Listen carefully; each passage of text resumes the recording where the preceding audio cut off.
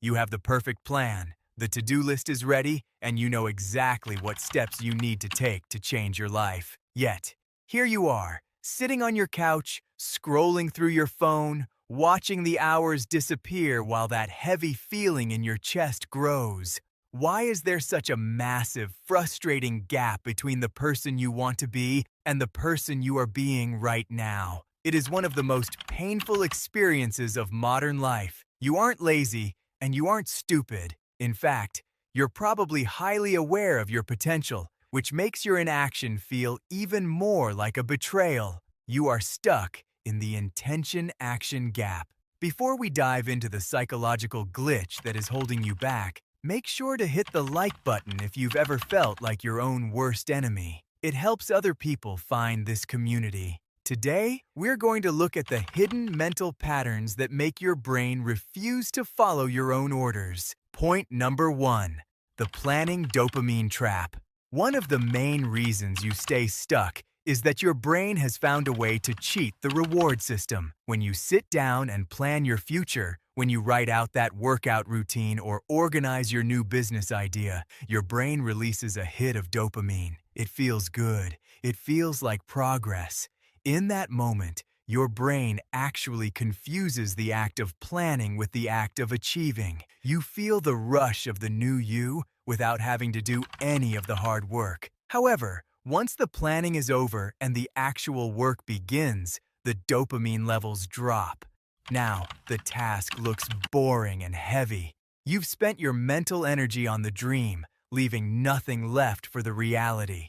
Point number 2, the amygdala, hijack, and fear of change. On a deeper level, your brain is designed to keep you safe, not to make you successful. To your subconscious mind, safe means exactly where you are right now. Even if you are unhappy, your current situation is a known variable.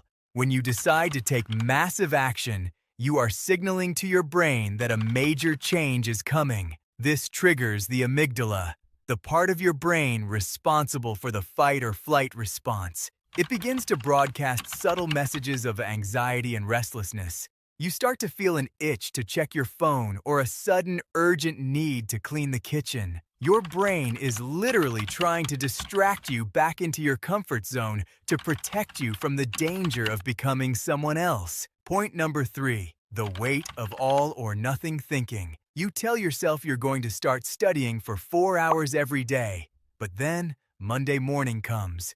You're a little tired, and you realize you don't have the energy for a perfect 4-hour session.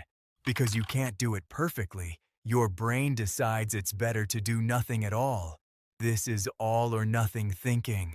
We treat our goals like a glass vase. If it gets even a tiny crack, we feel like we might as well smash the whole thing. You wait for the perfect mood and the perfect amount of energy. But since life is rarely perfect, you spend your life waiting on the sidelines. Your brain uses perfectionism as a high-end form of procrastination. Point number 4, decision fatigue and willpower depletion. Every morning, you wake up with a limited amount of willpower. It's like a battery that drains with every choice you make. By the time you get through work, chores, and social interactions, your battery is flashing red. This is why you have so much motivation at 10 p.m. while lying in bed, but zero motivation at 6 p.m. the next day.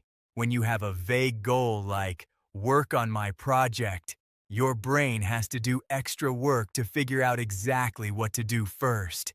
That extra mental step is often enough to make a tired brain choose the path of least resistance, Netflix or social media.